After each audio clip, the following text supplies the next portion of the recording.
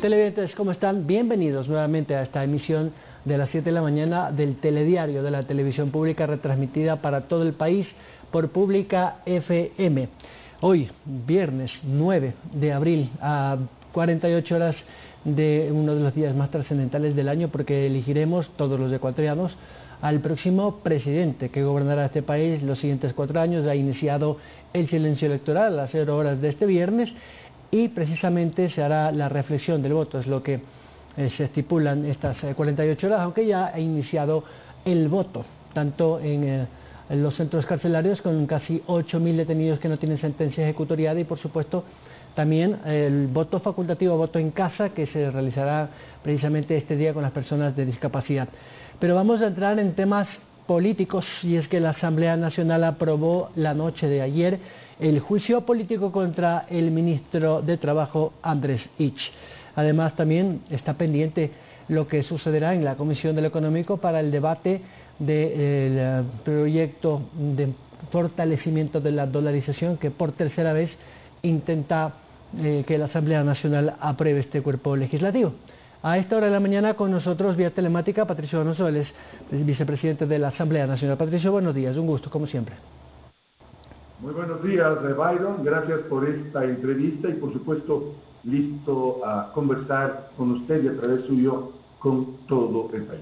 Vamos por lo primero. 70 votos de los asambleístas han dado paso al juicio político al titular de la cartera de trabajo. Hay algunos que se han abstenido y otros que simplemente han dicho que no tiene ni pies ni cabeza, palabras textuales de un asambleísta. ¿Usted en lo personal considera que efectivamente hay todos los elementos como para este juicio político?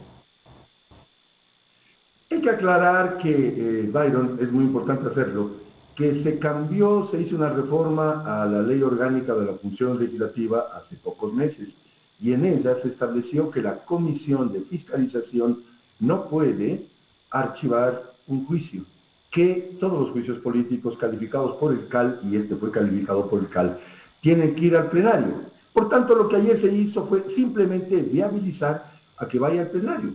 Por eso es que el presidente de la legislatura tendrá que llamarnos a los legisladores para hacer operativo ese juicio político. Es todo lo que se aprobó ayer, nada más.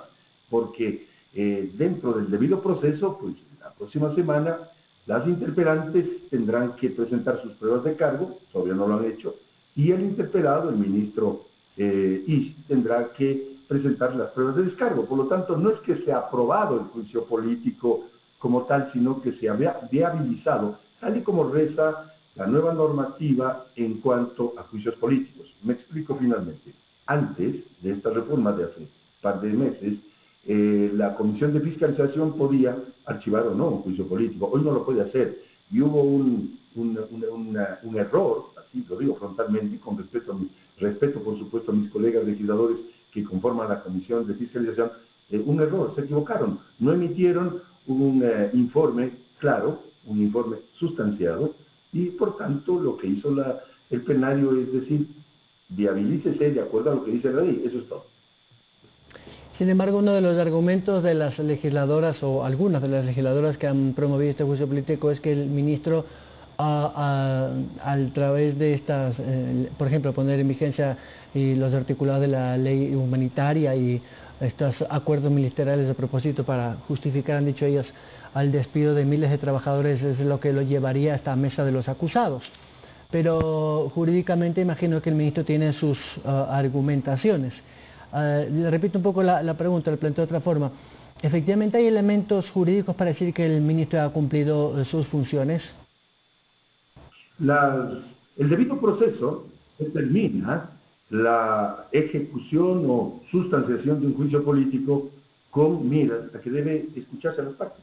Por tanto, siendo yo vicepresidente de la Asamblea y miembro del CAL, calificamos el juicio y ayer se viabilizó para que vaya al plenario conforme dice la normativa, pero eso no significa que hemos de señalar inocencias o culpabilidades antes de que este se sustancie. Así de simple, porque si no, ¿para qué sirve un juicio político o una comparecencia de una autoridad, de un ministro en este caso, si se prejuzga? No, esto tiene que ir al plenario y allí vamos a escuchar a los interpelantes y por supuesto al funcionario, al ministro, y solo allí, luego de que el debido proceso se ejecute, pues se podrá tener una claridad con respecto al tema. Lo que sí es cierto es que es un momento político, más allá que la Asamblea Nacional, por su naturaleza jurídica, es un ente político, el debate, evidentemente. Pero políticamente, en un momento de elecciones donde hay una situación tan contradictoria, ¿no?, entre las dos posiciones que van a disputar esta segunda vuelta, se vuelve como más espinoso políticamente hablando. Evidentemente, pues de aquí más pesaría la ideología que el cumplimiento o el incumplimiento de una normativa jurídica.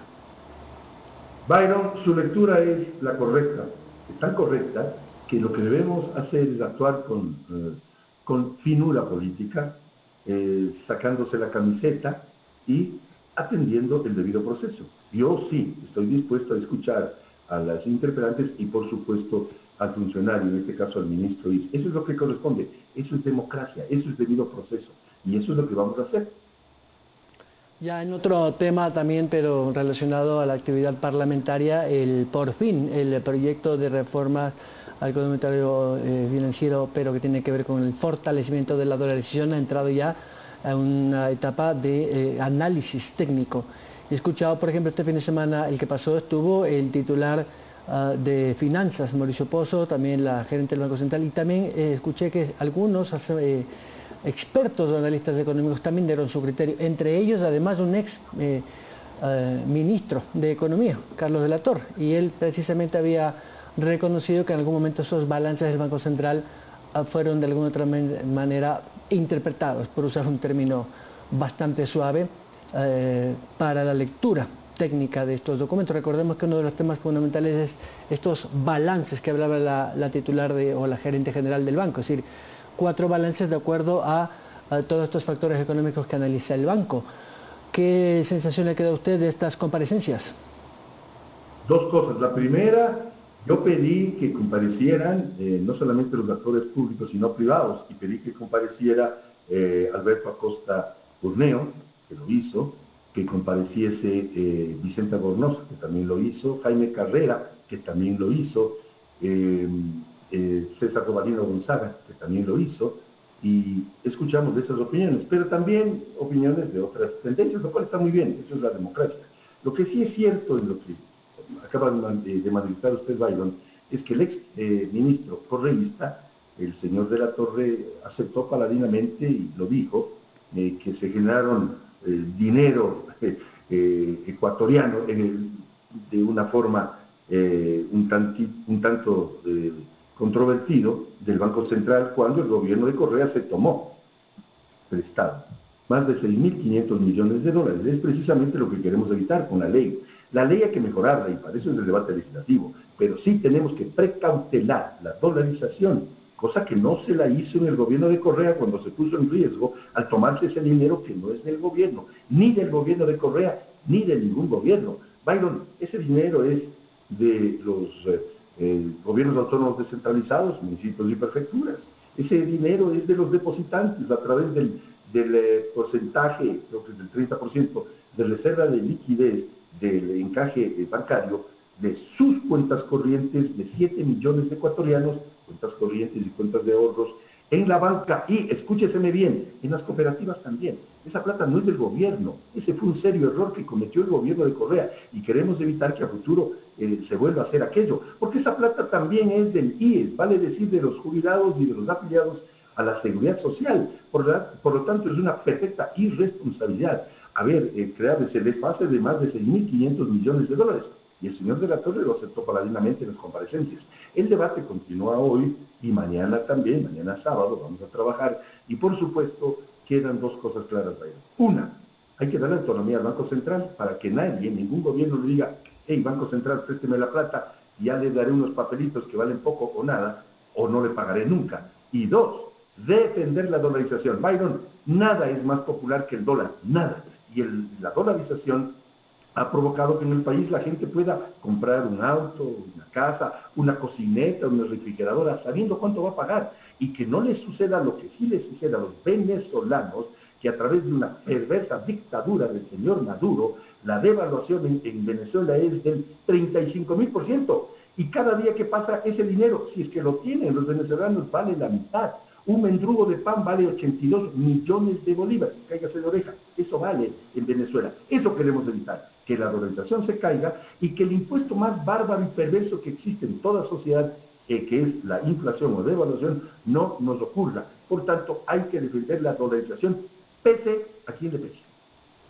La lógica no tiene razón en este caso, pero aunque parecía lógico el argumento suyo, me parece que para una bancada de la oposición y una bancada eminentemente pro Correa no tiene lógica. Al contrario, ellos creen que se privatizará el dólar, lo han dicho textualmente, lo cual, mejor dicho, se privatizará el Banco Central, entre algunas otras ideas que creo que no tienen mayor argumento técnico, pero lamentablemente a veces hay gente que se lo cree. Como es un tema de votos, ¿usted considera que estas bancadas de oposición le darían el no a este proyecto? Voy a utilizar un neologismo con su venia, Byron. El Banco Central es imprivatizable, por lo tanto no hay tal de que se va a privatizar. Y lo segundo, hemos hablado de la lógica, usted lo acaba de decir, en el colegio teníamos la materia lógica y ética. Hay que ser lógicos y hay que ser éticos. No se puede poner en riesgo la dolarización, que sería hacerle serio daño, sobre todo a la gente que no tiene defensa económica, vale decir, los pobres. Hay que defender a los pobres, hay que ser consecuentes con lo que se dice en acciones y no solamente con palabras, primera cosa. Y segunda, para eso sirve el debate legislativo. Yo creo que si al proyecto se le mejora unas 2 o 3 cosas que incluso yo estoy planteando por escrito, vamos a tener los 70 votos que se requieren de hacerse aquellos cambios. Pero hay que establecer que el Banco Central no es prestamista de última instancia, no puede serlo. Hay que establecer que solo el dólar sirve como medio de pago en el Ecuador y no se inventen algunos patacones.